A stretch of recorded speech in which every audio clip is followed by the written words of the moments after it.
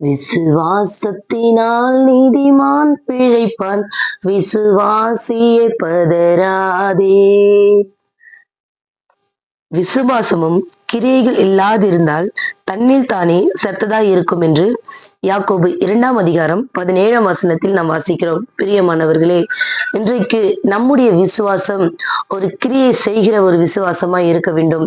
வேதத்தில் அநேகர் விசுவாசித்து அநேக காரியங்களை பெற்றுக்கொண்டதை நாம் பார்க்கிறோம்.